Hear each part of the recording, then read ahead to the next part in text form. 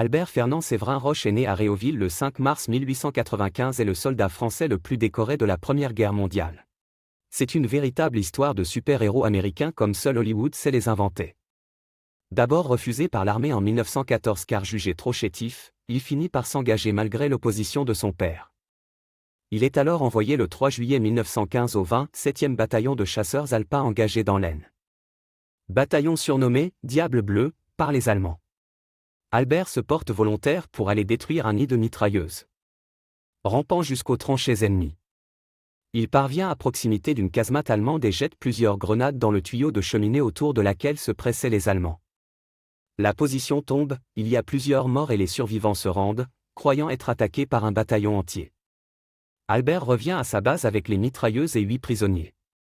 Toujours en première ligne, Albert se retrouve après un dur combat être le dernier survivant de sa tranchée, en Alsace. Tous ses camarades ayant été tués. Il positionne alors tous les fusils des morts avec lesquels il tire alternativement, faisant ainsi croire à l'ennemi à la présence d'une garnison entière et finit par le mettre en fuite. Toujours partant pour des missions de reconnaissance. Albert est un jour fait prisonnier avec son lieutenant blessé. Isolé pour un interrogatoire. Il parvient à tuer son interrogateur dont il a volé le pistolet. Ne s'arrêtant pas en si bon chemin, il ramène 42 nouveaux prisonniers et son lieutenant blessé sur son dos. Au cours du conflit, Albert est blessé 9 fois, et fait le nombre incroyable de 1180 prisonniers à lui tout seul. Le 27 novembre 1918, il est présenté au balcon de l'hôtel de ville de Strasbourg par le général Foch. Qui devant une immense foule et en liesse, l'annonce en ces termes. Alsaciens, je vous présente votre libérateur Albert Roche.